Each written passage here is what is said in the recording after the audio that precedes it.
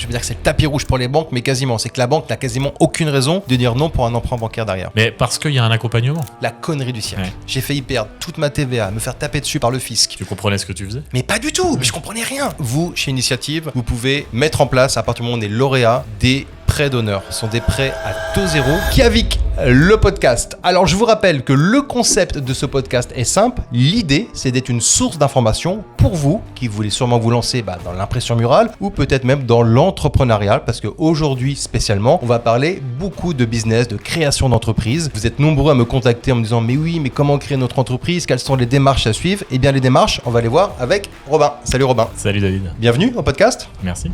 L'habitude, je présente l'invité et l'invité me présente. Mais est-ce qu'on dit la vérité ou pas? Comme on le sent. Comme on le sent?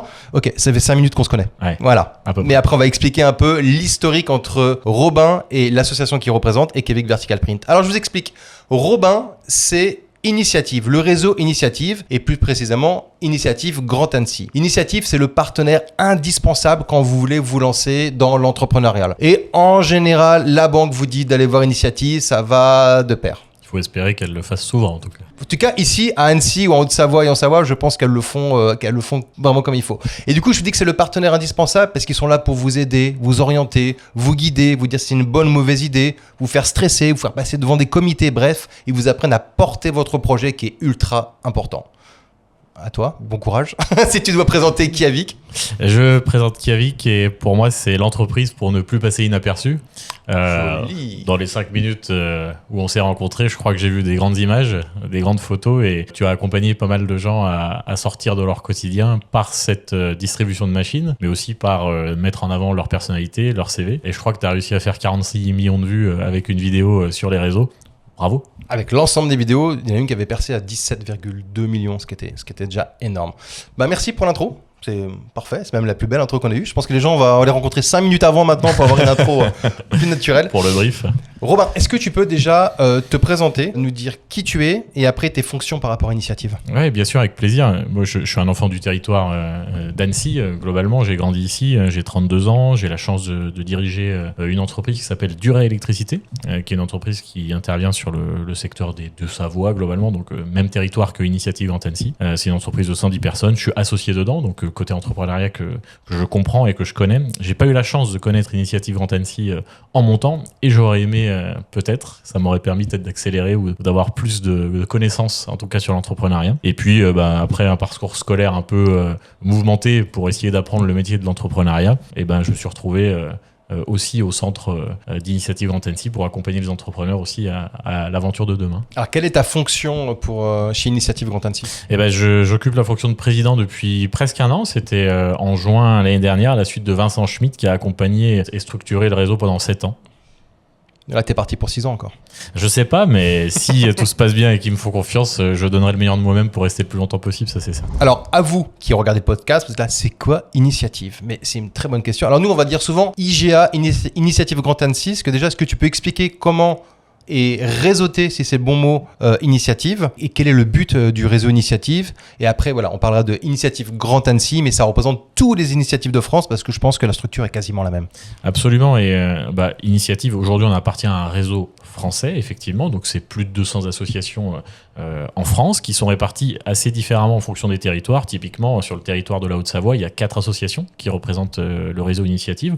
En Isère, il y en a plutôt une. Ça va dépendre des départements, de la richesse économique du territoire. Et l'idée de ce réseau, c'est d'accompagner des entrepreneurs, des porteurs de projets, à aller au bout de leurs rêves, si c'est possible, mais avec une forme de structuration, d'accompagnement qui, on le dit, est offert, puisqu'on est une association d'utilité publique. Et notre objectif, c'est de permettre les projets qui le méritent, d'accompagner ceux où les banquiers ne diraient peut-être pas forcément oui du premier coup, mais aussi d'être capable de dire non. Parce que c'est nécessaire aussi de dire non. On garantit, nous, que 90% des entrepreneurs sont là 3 ans après la mise en service de leur projet. Quel est le lien entre une banque, quelle qu'elle soit, et le réseau Initiative? Il y a plusieurs liens. Il y a le lien BPI France, la Banque publique d'investissement, qui est le lien entre les prêts que l'on peut distribuer pour accompagner les entrepreneurs à se mettre à leur compte ou à développer leur projet. Et il y a le lien avec tous les autres partenaires bancaires qui peuvent se passer de deux manières. Soit on va les orienter, nous, vers une banque pour associer leur démarche et se faire accompagner pour obtenir un prêt. Soit ce sont les banquiers eux-mêmes qui vont être source de données rentrantes pour accompagner des futurs porteurs de projets qui n'avaient pas pensé à nous ou qui ne nous connaissaient pas. C'est quoi l'avantage pour une banque ? Imagine, j'ai Monsieur Dupont qui veut se lancer dans l'impression murale demain. Il va aller voir la banque. Premier réflexe, conseiller pro. Quel est l'avantage pour la banque de dire attends, va d'abord chez Initiative et après passe me voir? On va assurer deux choses. Je vais d'abord donner le résultat. À chaque fois qu'on a pu mettre le tampon Initiative Grand Annecy sur un projet, les gens ont pu obtenir un emprunt bancaire. Je te coupe. C'est vachement important. En gros, quand vous êtes validé lauréat, c'est le nom du réseau Initiative, je veux dire que c'est le tapis rouge pour les banques, mais quasiment. C'est que la banque n'a quasiment aucune raison de dire non pour un emprunt bancaire derrière. Exactement. Et pourquoi ? Mais parce qu'il y a un accompagnement. Vous rencontrez quelqu'un qui va commencer à comprendre votre projet. Donc on a ce qu'on appelle chez nous le back-office. Ce sera Chloé à Initiative Grand Annecy. Et là, on a 800 porteurs de projets chaque année qui viennent nous solliciter. Alors effectivement, il y a un tri qui s'effectue, soit parce qu'on ne peut pas adresser le projet, soit parce qu'en termes de maturité, on n'est pas au bon moment de l'intervention. Mais à la fin, on en garde 200 sur les 800. Et sur les 200, on a des chargés de mission et toute une équipe tout autour qui va accompagner par des événements, par de l'information, mais aussi par des rendez-vous assez fréquents pour dire voilà, ton projet, il faut qu'il y ait ça dedans, tu vas te faire challenger, tu vas te faire un peu secouer, mais pour à un moment donné dire ça y est, t'es prêt à passer en comité pour obtenir un prêt à taux zéro. Alors, le comité, je vous explique. Là, je fais une petite promo Kiavik Vertical Print. L'idée, c'est que lorsque vous me contactez et que vous commencez à prendre des renseignements, sans même signer quoi que ce soit, ça fait partie d'un accompagnement dit gratuit, que vous payez par la suite, on va pas se le cacher. Mais en tout cas, l'idée, c'est quoi ? C'est qu'on vous accompagne là-dessus. On vous explique quelle démarche à faire. 1, la banque. 2, souvent, c'est le réseau Initiative ou d'autres réseaux. Il y a d'autres réseaux qui existent, mais franchement, 9 fois sur 10, les banques parlent d'Initiative. Et puis, on est là pour vous préparer. C'est-à-dire que chez nous, chez Kiavik Vertical Print, d'ailleurs, c'était ma question suivante, quel est le lien entre Kiavik Vertical Print et le réseau Initiative Grand Annecy ? Je sais pas si tu as la réponse. Mais il paraît que toi aussi, tu as été lauréat. À un moment donné, c'était il y a quelques années déjà. 2024, c'est pas si vieux. Ouais, c'est pas si vieux, ok. Et juste pour revenir sur ce que tu disais, avant on disait qu'on avait un accompagnement gratuit. Oui. Et maintenant on dit qu'il est offert parce qu'on s'est rendu compte qu'il y avait vraiment de la compétence dans les gens et les salariés et les collaborateurs du réseau Initiative et que cette compétence, elle n'était pas gratuite. Elle était offerte parce que ce sont vraiment des gens qui sont issus du milieu professionnel. Ouais. Oui, on est une association, oui, on est d'utilité publique, mais il ne faut pas oublier que pour obtenir des prêts et exister 3 ans après, il faut qu'il y ait des gens qui posent des bonnes questions à un moment donné. Moi, ce que je trouve vraiment excellent chez Initiative, c'est que le réseau est plutôt jeune. Les gens à qui on a affaire sont plutôt jeunes, mais ultra pertinents. J'ai une anecdote, en dehors de l'anecdote de fin. Okay. Moi, quand je me suis lancé, ça va vraiment vous intéresser. Quand je me suis lancé dans l'entrepreneuriat avec l'impression murale, les comptables sont arrivés avec des 200, 250 balles par mois. Ça m'a fait peur. Je me suis dit, attends, mais je rentre pas un caillou, j'ai pas un centime d'avance, comment je vais faire ? Du coup, je me suis mis sur une comptabilité en ligne, les fameuses comptas à 49,99 par mois. Oh putain, la connerie du siècle. Ouais. J'ai failli perdre toute ma TVA, me faire taper dessus par le fisc. Tu comprenais ce que tu faisais ? Mais pas du tout, mais je comprenais rien, mais rien du tout. T'appelles, c'est juste un chat, t'as personne derrière pour te parler. Et puis, j'ai quelqu'un de chez toi qui s'appelle Edgar qui me dit je crois que David, tu fais de la merde, il n'y a pas d'autre mot. Je fais pourquoi je fais de la merde ? Il me fait écoute, il y a un cabinet comptable qui m'a accompagné, d'ailleurs qui m'a même briefé pour venir chez Initiative, qui m'a préparé commission, qui m'a préparé aussi le prévisionnel à l'époque. Sauf que oui, ils étaient chers. Mais c'était cher, ça me coûtait peut-être 280 ou 300 euros par mois, je m'en souviens plus. Et j'avais pas les moyens, mais en fait j'ai compris pourquoi tu payes ça, c'est l'accompagnement. Et surtout de bien te faire orienter. Et moi, Initiative, vraiment, là-dessus, même si j'ai pas fait grand chose après avoir été lauréat, cette relation que j'ai eue avec la personne qui s'occupait de Kiavik, Edgar, il m'a sauvé. Il m'a sauvé parce que j'allais vraiment dans le mur avec ma comptabilité. Mais tu sais que ton histoire, elle est hyper intéressante. Et en fait, toutes les personnes que j'ai pu croiser depuis 1 an que je suis à Initiative me disent la même chose. J'ai une anecdote à te raconter. Parce qu'ils ont tous vécu quelque chose qui les a bousculés, secoués. Et s'ils l'avaient pas fait, ils auraient pas pu faire. Ou alors différemment, ou pas avec la même vitesse. Et je crois que la vitesse dans ton projet, elle est quand même assez importante. Ça va vite. Donc nous on a été lauréat chez Kiavik, donc lauréat Initiative, qui après le lendemain tu vas à la banque, enfin on est déjà tout préparé. Ils m'ont dit de toute façon si tu as ton papier Initiative, dès le lendemain on débloque les crédits. J'exagère mais c'est quasiment ça quoi, à quelques jours près. Donc c'est vraiment c'est une étape indispensable. Ouais, c'est une étape indispensable et c'est dommage de s'en priver. C'est surtout ça que le message qu'il faut faire passer, c'est n'ayez pas peur de passer la porte parce que même si votre projet va pas au bout, vous allez rencontrer des gens qui sont compétents pour vous dire quoi faire, comment faire et quand le faire. La meilleure des choses que vous avez à faire, c'est de prendre votre téléphone, d'aller sur le site internet ou de passer la porte directement du réseau ou des réseaux.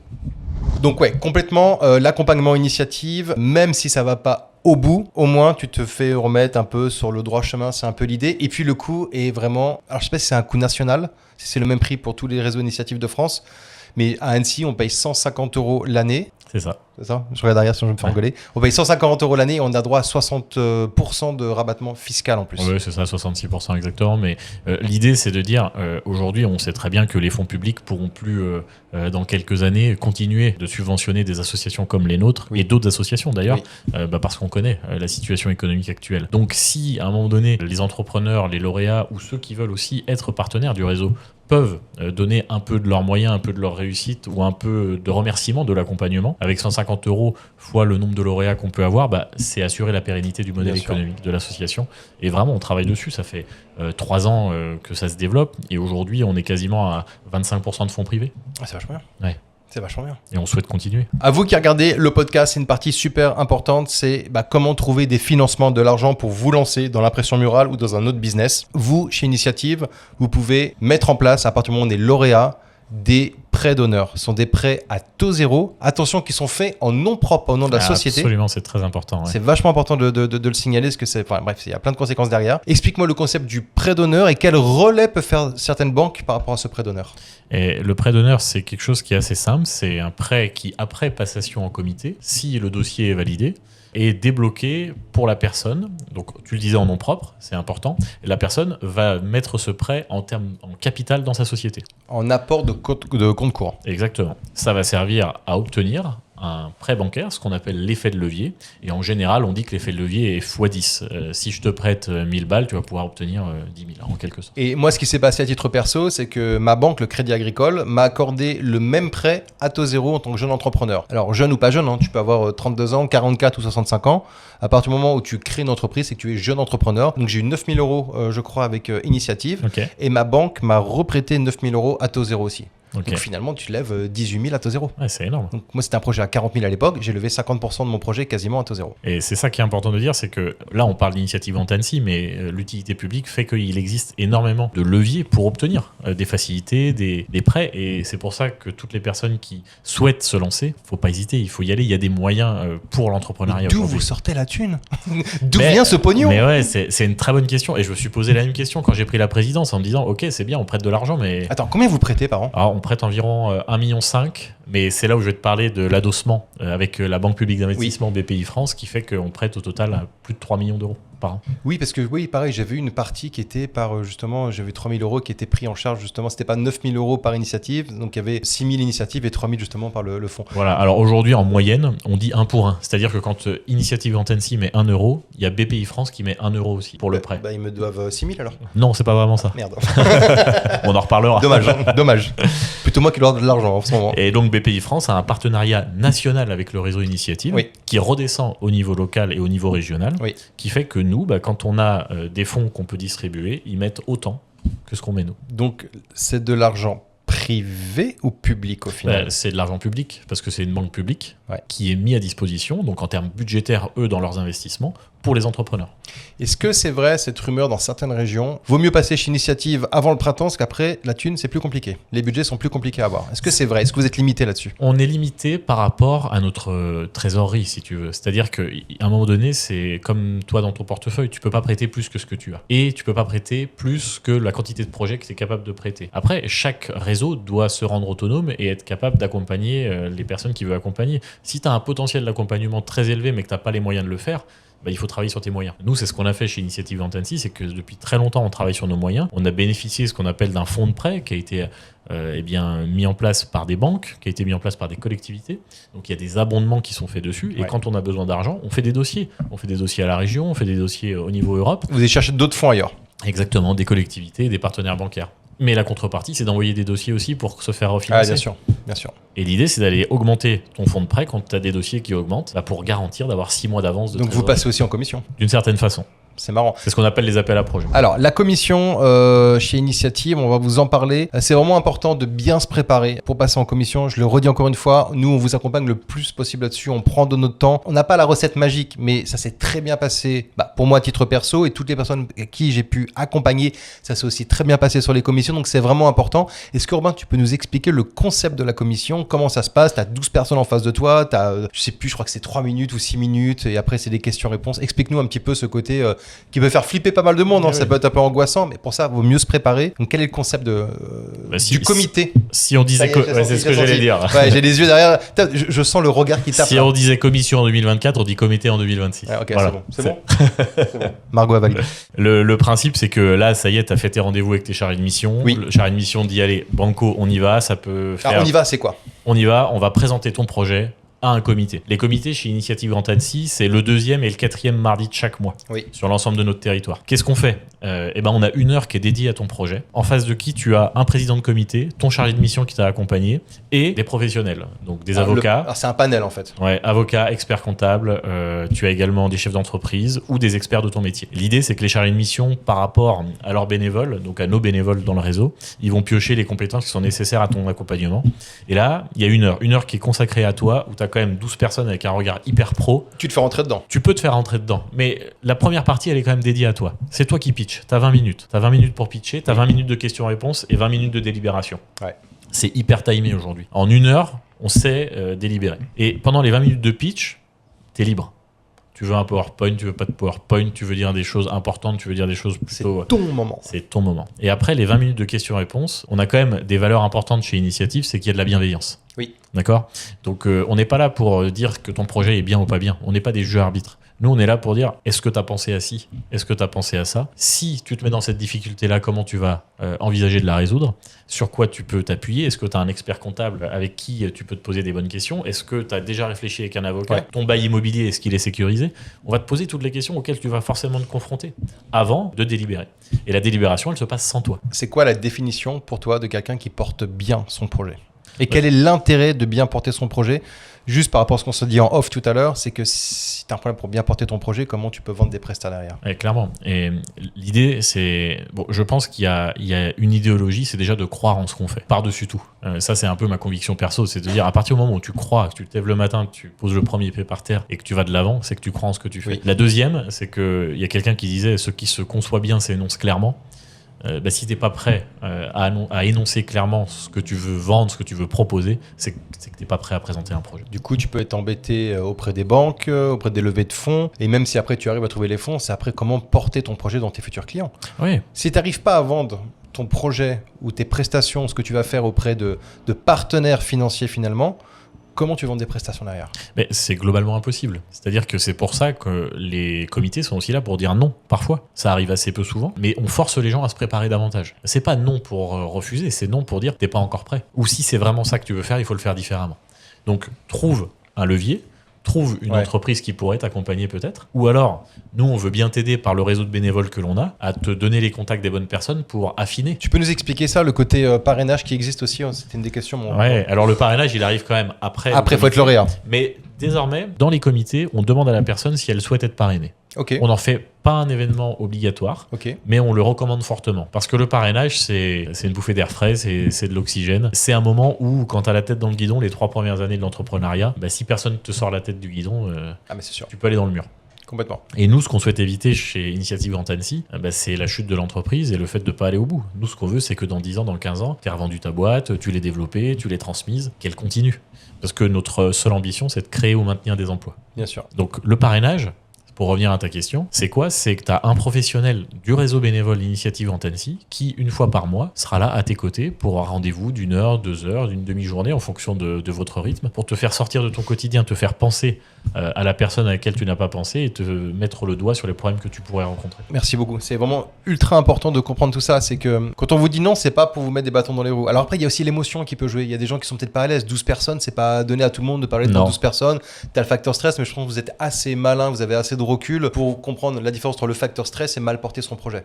Absolument. On ne fait pas de décision hâtive. On est 12 à voter. Oui. Et dans les 12 personnes qui votent, il y a quand même des gens qui ont géré des entreprises, qui sont des accompagnants d'entrepreneurs au quotidien. Et c'est pas une décision émotionnelle. C'est une décision qui est portée sur le projet, qui est portée sur l'entrepreneur. Donc oui, on peut ne pas être bon sur l'instant, mais si le fond Et là, Ah, c'est ça. s'il y a la capacité, alors il y aura l'encouragement. Exactement. Je vous parle à vous qui regardez le podcast. Oui, chez Kavik Vertical Print, on a des success stories, on a des plantages, des gens qui n'arrivent pas à vendre de prestations. Je peux le dire aussi, on a une personne qui a une machine depuis 1 an qui a dû faire 3 prestations. Moi, ce qui me semble lunaire, mais complètement lunaire. Mais on a des datas comme ça existe. On essaie d'être transparent avec nos futurs prospects et clients chez Kavik Vertical Print. Le problème, et ça je vous le dis à vous, vraiment qui regardez là droit dans les yeux, c'est que vous confondez souvent la technologie et le business. Et ça, Robin, c'est un point que je veux vraiment, en conclusion, vraiment aborder avec toi. Quelle est la différence entre trouver une super technologie et voir tout ce qu'on peut faire avec, et puis sa vision d'entrepreneur? Quel est le plus important au final? Ouais, tu mets le doigt sur un sujet qui est fondamental pour moi et que je traite régulièrement en entreprise, c'est toutes les personnes qui te disent il nous faut des outils, il nous faut des outils, il nous faut des outils. Moi, j'ai eu la chance d'avoir un grand-père qui me disait pour faire du bon travail, il faut du bon matériel. Et j'ajouterais à ça, je crois, que le matériel ne remplace pas l'homme. C'est-à-dire que si tu as l'intention de manager tes gens, de dialoguer avec tes gens et de maintenir une relation humaine qui te permettra de réaliser, alors tu sais déjà réaliser. L'outil, il doit faciliter, te permettre d'aller plus vite ou faire ce qui n'est pas possible de faire avec les mains. Donc rendre les choses un peu plus grandioses qu'elles ne le sont. Mais l'intention, elle est dans ton cerveau. Les actes sont dans tes mains. Donc ne change pas cette partie-là. Si tu l'as pas, l'outil ne te le remplacera pas. Du coup, moi, ça me rend fou quand j'ai des clients qui me disent, par exemple, OK, on sait très bien que leur formation, c'est au mois de mars avec l'imprimante. Et depuis le mois de janvier, je leur dis, cherche des clients, développe ta boîte, trouve des apporteurs d'affaires, pense communication, marketing. Ils me disent, non, je veux d'abord être prêt avec la machine. Une fois que je serai prêt, je commencerai à trouver des clients. Ça part dans le mur. Ils perdent 6 mois, voire 1 an. Et je vais pas dire que je vois la faillite arriver. J'exagère, attention. Mais moi, ça me fait flipper pour eux. Ouais, clairement, qui est ton premier patron? C'est ton client. Ouais. Si t'as pas de client, t'as pas de business. Donc la première démarche, et c'est ce que je dis toujours, c'est que va chercher ton client et derrière, si t'as envie de faire, tu trouveras des solutions pour y arriver. Alors faut pas vendre ce que tu sais pas faire. Par contre, tu es capable de faire des choses, donc vends-les. Par exemple, à vous qui nous regardez, si demain vous avez déjà des contrats qui peuvent être signés en impression murale, mais vous savez pas avec quel distributeur bosser, Kavik ou d'autres, c'est pas grave. Au pire, vous me contactez. Moi, je vous mets en relation avec quelqu'un qui est pas trop loin, qui fait les prestats pour vous. Vous prenez une commission et vous mettez déjà les 2 pieds dedans. Et ça, ils comprennent pas. J'ai du mal à faire passer ce message. On me dit souvent, Mathieu, qui regardera sûrement le podcast et qui est coach en business et qui va sûrement venir ici, dit souvent parce que le message vient de moi. En fait, il faut qu'ils se prennent des claques parfois pour comprendre. Mais les claques peuvent coûter cher, quoi. Mais il pourrait aussi bénéficier de ton expérience, parce que tu me disais tout à l'heure en off là, que tu avais accompagné quand même pas mal d'entrepreneurs et qu'à chaque fois que tu les as accompagnés avec ta méthode, ça a plutôt réussi, non?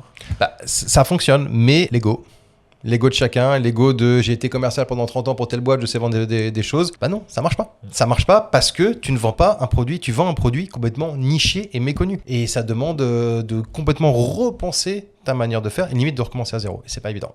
Et c'est pour ça aussi que peut-être chez Initiative, c'est des choses importantes. Quand vous êtes accompagné par un réseau comme Initiative ou par un bon comptable, parce que souvent les conseils sont très liés, même avec la banque, vraiment les 3 marchent ensemble. Donc, comptable, réseau Initiative et banque, c'est vraiment les 3 partenaires indispensables quand vous vous lancez. Et allez voir, je pige pas, ça fait 6 mois que je suis lancé, j'ai fait 4 prestats, qu'est-ce qui va pas à ton avis? Ok, on va analyser ce que tu fais et essayer de comprendre tes chiffres ou justement tes peu de chiffres. Et le réseau bénévole est tellement large aujourd'hui, je ne vais pas dire de bêtises, mais je crois qu'on compte plus de 250 bénévoles. Des partenaires d'entreprise, il y en a peut-être bientôt tout autant. Au-delà de ça, c'est qu'il y a forcément quelqu'un pour répondre à ta problématique à l'intérieur du réseau, en dehors évidemment, mais déjà à l'intérieur du réseau, donc ça veut dire qu'il est plus facile d'accès. Il y a forcément quelqu'un dans le réseau qui le connaît et à qui tu peux faire confiance. Et la confiance, elle est indispensable dans ce moment d'entrepreneuriat. Mais ce qu'il ne faut pas oublier, c'est que Initiative, au-delà de l'accompagnement offert dont on parlait tout à l'heure, c'est qu'il y a des événements toute l'année pour réseauter, pour sortir de ton quotidien au-delà du parrainage, avec des expressos, des rencontres avec les élus, des moments sur ton territoire dédiés. Et c'est animé par toutes les équipes d'Initiative Grand Annecy. Et c'est en ça que je pense que ça peut faire la différence. Alors, on a beaucoup parlé d'Initiative Grand Annecy. Là, on va parler d'un truc, il n'est pas du tout au courant, mais ça me fait marrer. C'est génial ce truc. Hein? ça te plaît? Ouais. On verra. J'espère que ça regarde au montage. Donc, nous, on a accompagné pas mal de monde sur le réseau Initiative un petit peu partout. Ça s'est toujours très bien passé. On a 2 cas où là, je l'avais vraiment en travers la gorge. Ouais. Où on a dit le réseau Initiative en comité ou post-comité, en refusant des personnes, on dit attention, Kavik, c'est des voleurs. c'est de l'arnaque, elle partait pas avec ce distributeur-là. Bah là, l'ego, il prend un coup dans la tronche, je dis pourquoi ? L'erreur qu'ont fait les chargés d'affaires d'Initiative, ils sont allés voir le prix d'une imprimante en ligne, ils ont tapé imprimante murale, ils ont trouvé à 2 ou 3 000 balles, ils font attendez, il les vend 30 000 balles. Il achète des trucs en Chine à 2 000 balles, il les revend 30 000 balles en France. Ils n'ont pas du tout cerné la démarche de Kavik, donc ils n'ont pas compris qu'on sélectionnait le meilleur matériel industriel possible, et puis surtout qu'on vendait de la formation, du suivi et de l'accompagnement. Donc en fait, ce court-circuit qui a été fait, j'ai trouvé vraiment de très mauvais conseils. Il y en a eu 2, un dans le sud et un vers l'ouest de la France, et j'ai trouvé de très mauvais conseils. Si encore il m'avait appelé en me demandant quelle est vraiment votre démarche, etc., d'où viennent les machines, pourquoi elle est vendue ce prix-là, j'aurais pu expliquer. On vend du matériel industriel, on vend pas du bas de gamme. C'est comme quand tu cherches, je sais pas moi, tu cherches un drone en ligne, un Alibaba, tu vas en trouver à 15 balles et tu vas en trouver à 4 000 balles. C'est la même chose pour les imprimantes murales. Donc il y a eu un côté assez maladroit. Comment toi tu pourrais analyser ça et pourquoi ça n'arriverait pas par exemple chez Initiative Grand Annecy ? Mais déjà, on n'est pas parfait, je pense. Il y a un sujet qui est important, c'est la compréhension. Oui. C'est-à-dire qu'on a tous un rôle. Il y a l'entrepreneur qui a son projet et le chargé de mission qui est censé l'accompagner. Complètement. J'imagine que le chargé de mission qui a fait ça, il a peut-être pas bien compris. Peut-être que le projet a été mal porté à la base. Et tu disais tout à l'heure, en plus, tu es sur un métier de niche. Oui. Je suis désolé, mais moi, avant d'arriver chez toi, des imprimantes murales, je suis pas sûr d'en avoir déjà vu. Stop. Il pensait qu'il allait passer un scanner. Absolument.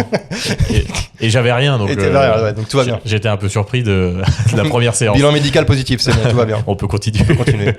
Et à partir de là, je dirais que tu as un métier qui nécessite d'être compris. Oui.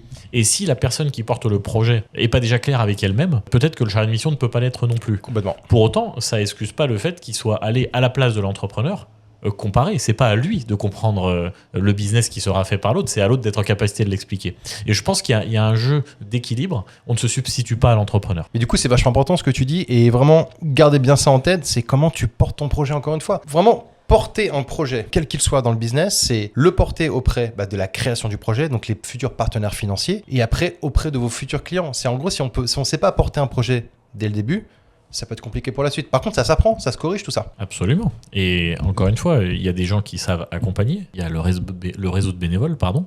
Et puis, il y a aussi le fait d'apprendre, de maturer son projet. Il y a des bons moments pour présenter un projet. Oui. Des fois, on veut aller trop vite. Et le chargé de mission, il est aussi là pour dire, est-ce que tu es sûr que tu es prêt ? Est-ce que c'est le bon moment ? Et je pense qu'il faut être capable d'entendre ça.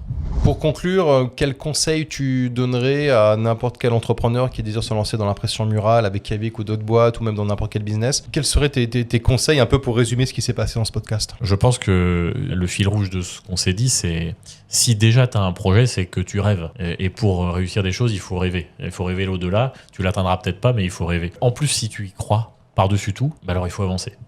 Et ensuite, pour avancer, il faut des leviers. Le monde économique n'est plus celui d'avant et les 750 francs qu'on avait dans la poche ne peuvent plus servir forcément. Là, tu les as perdus à côté. Hein. Ils ne les voient pas, mais là, tu les as perdus. Hein. C'est pour ça que je l'ai fait.